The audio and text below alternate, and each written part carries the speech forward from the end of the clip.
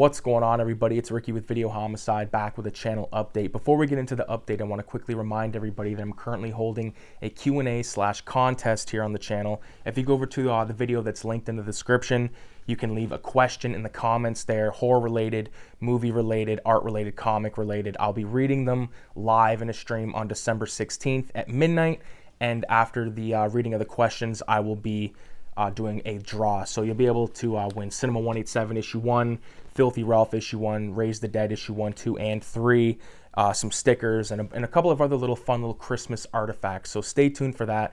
Definitely go over to that video, leave a question. I think there's like 4 questions so far, and like they all are pretty fucking good. You know, like the one I'm really gonna have to think about. So we'll leave it at that. Basically, I haven't really been watching that many horror films. I've been watching movies out the ass, like when I can, especially at nighttime. I get off work. If Kayla's not here, I have a movie playing like constantly, and I have like a brand new drawing table that I got, and I've been doing a lot of drawing and stuff like that. I watched Good, the Bad, and the Ugly. I watched King of New York recently, like on the weekend with my dad, my brother, and my mom. My mom wasn't really watching it with us, but she was on her phone and shit. But I mean, love that movie. Didn't make a video on it because I wasn't sure if I made a video talking about King of New York or not. And while I'm on the topic of King of New York, shout out to the Trash Dash, who's currently doing Triple Xmas on his channel, where he's reviewing all these like Triple X type films, like not the Vin Diesel film, but I mean, you get the idea. And I highly recommend going over there and checking those videos out, and checking out Danny B, because he's fucking awesome. But you know, there's a lot of movies that I want to watch right now that are on the back burner, that have been on the back burner, that are now being moved into priority watching pile, because there's a movie called The Great Silence that I've been hearing a lot of good things about, and I really want to check that movie out. There's a couple of other westerns I want to check out. I'm blanking on the names right now, but there's a movie, I believe it's with Charles Bronson, and it's like Charles Bronson is like a Western guy, and then there's like a samurai dude in the film as well, which interests me. And there's like a lot of like the Akira Kurosawa films that I want to watch, like Yojimbo, Seven Samurai, that kind of stuff, like movies that I've you know, I can honestly say I've never sat down and watched Seven Samurai, you know what I mean, in its entirety. I have it on a 2-tape VHS, and I put the 1 tape in one night, but I probably passed out, or I got too baked or whatever, you know how that is. But there's that, there's, like I said, the Yojimbo, there's the Lone Wolf and Cub films that I have the Criterion collection of, that I've been dying to watch. I'm waiting for the snow to come where I can have, like, you know, a lazy Saturday and just like, or a lazy Sunday, and just watch all fucking 5 of the Lone Wolf and Cub films, and then if I can fit in all the special features. And I think the Criterion edition also comes with a copy of Shogun Assassin, which I have on DVD, so if it doesn't come, that's fine, but really looking forward to checking that out. Lady Snowblood 1 and 2. I've got number 2 on VHS. And while I'm on the subject, while I'm reminded of that, Afro Samurai is being reprinted, the comic book, so it comes out December 13th. If you're interested, you know, hop on that, because that's going to be a book that it's going to be available for a while, and then it's going to be gone, and it's going to be back to being like $300 on eBay to get the fucking, you know, copies of it. And that's bullshit. I fucking hate that. That's one thing I could rant about for a second, like this whole like FOMO, fear of missing out bullshit. It irks me, man, to no end, because there's all these fucking people on YouTube that have a decent sized following, and there's like a lot of impressionable younger kids and adults and stuff that take everything they say as like fact or gospel, whatever you want to call it, and they'll be like, oh yeah, like this book right here, it's hot right now, so you know, you don't want to miss out and not get it. And it's like, okay, so now there's going to be some kid that's like, you know, got his first job, or he's like on his allowance or whatever, and he buys your shitty book that you recommend off of you, probably because you've hoarded 1 million copies before you make the fucking video, you know, in preparation for people to grease people for their fucking cash. You know, these kids don't have a lot of cash, and they end up buying stuff that they don't even give a fuck about. You know, like they're buying it based on some influencer's idea or whatever, and that's like the fucking stupidest thing ever. Like the influencer, like that is all bullshit. Like honestly, me and Kayla were eating sushi, and this is going back a while. This is like not the last time we went, but the time before that we went. And there was people, like, there's like a divider, like a big like wooden divider, so you don't have to see them or anything like that. But they were talking like how you see people talk in like Instagram videos where they're making fun of like these younger kids. Like my brother's like 24 and he does not talk like that. So it's like kids that are younger than 24 that their slang just sucks ass. It sucks dick. And they go I'm very close to Toronto, and like apparently in Toronto they go sheesh a lot, but they go sheesh. Like I can't believe I just did that. But like that is gotta go. That has to end. That is so fucking whack, man. Like I'm sorry. They're, that's the thing about kids like younger than my brother. Like they have shit slang and they have shit music and they have shit taste and everything. So sucks to be them. But anyways, like I said, I bought this drawing table from Michael's. It was like, I think it came to like maybe $150 or something like that. And it's really quality. I like it. It's like the everyday value drawing table. Like they always have it there. It's always $129 in tax. So I picked that up, and I picked up a bunch of sketchbooks from my local art store, BJ's art studio, downtown London. I bought the desk from Michael's, but I don't buy like, any of my utensils, any of my tools, like my sketchbooks or my sketch pads or microns or any of that bullshit. I buy all that stuff from BJ's because it's cheaper, and I'd rather support, a locally owned little business like that over fucking spending all my money at Michael's. Like for instance, like at BJ's you can get a single micron for like $350. At Michael's it's like $579. How does that work out? How does a fucking independent store have a better deal on the pens than Michael's, like being like a chain? You'd think it'd be kind of the other way around. But anyways, I've been doing, if you guys know, like I have this character called Filthy Ralph. I did a comic for, and I'm actually, I have the front page, or I have the cover, the front page, and the first page of panels done for issue 2. And then I kind of started in issue 1.5, so that's going to be at the beginning of issue 2, because I don't want to do like, I don't want there to be like Filthy Ralph 1.5. I want it to just be Filthy Ralph 1, 2, 3, 4, like up to whatever.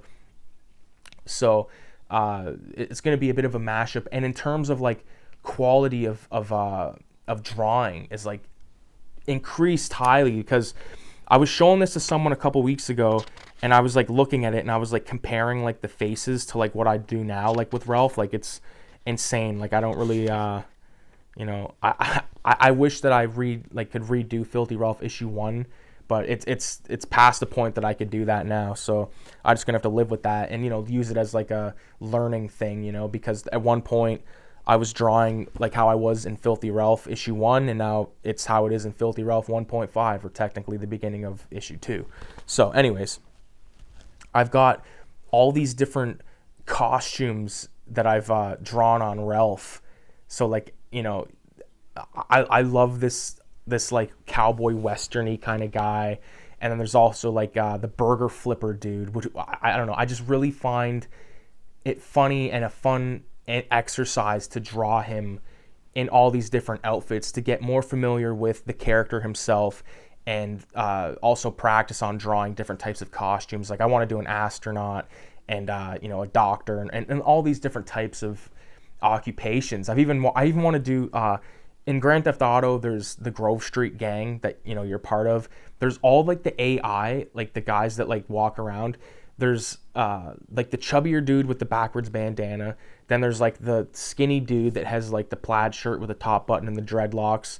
And then there's the one guy with the backwards hat. I want to do Ralph as those 3 characters. And then I even considered doing like all the Grand Theft Auto characters that I love, Ralph in like their outfits. So it's just a fun thing. And then eventually, once I got enough of them, I'm going to do a copy of Raise the Dead that's just Ralph stuff. And for the record, like what Raise the Dead is, it's just like an art zine. It's just an art zine with only my art in them. This is the first color issue and the first time I did a wraparound cover. So that's a bunch of art that has been drawn in the past like year or two. And inside is just like I said, like a bunch of drawings. Nothing too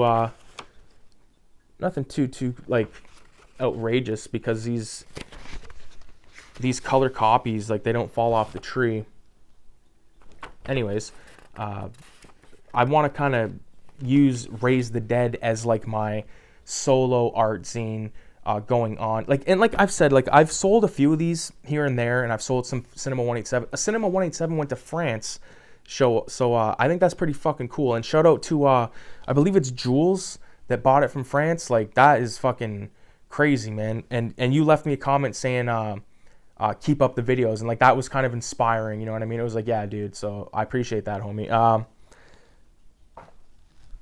Also the Filthy Ralph thing. One thing I want to quickly mention is when I did the first issue of Filthy Ralph, every panel was drawn on a separate piece of paper.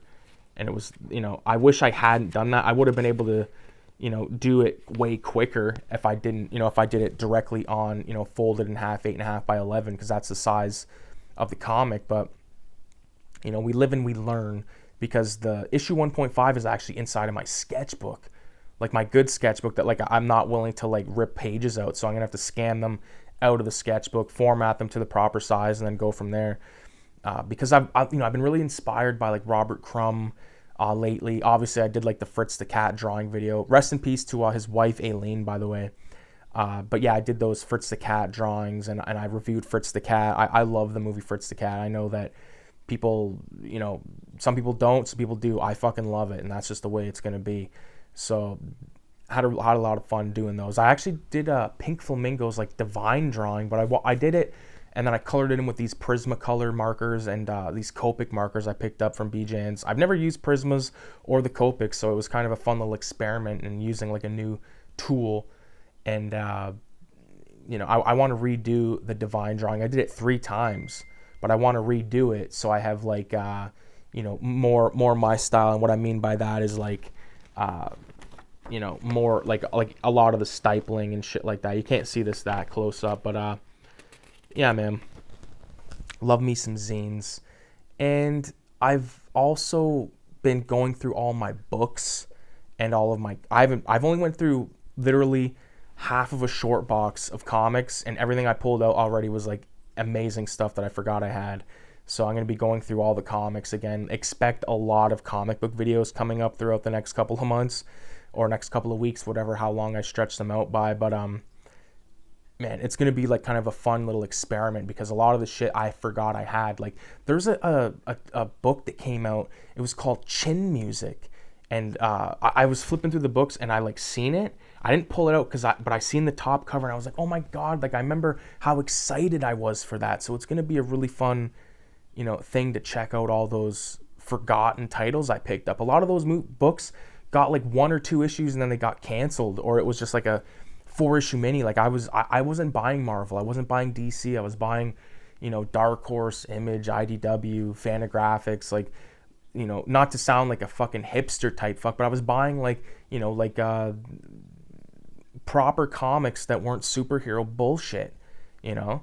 And I've recently discovered guys like fucking Johnny Ryan, and it's like, dude, where, like, this guy is like apparently hated by Crumb, but I mean, you know, his art is amazing. You can tell it's definitely Crumb inspired. But there's a really good YouTube channel. I don't know the name of the channel, but the show is called Tongue and Pencil, and they've had like Johnny Ryan on there, and they've had Neckface on there. You know, there's another really good podcast called Angel and Z, if you're interested in graffiti stuff, where they talk to like legends like Chino BYI and fucking Noxer.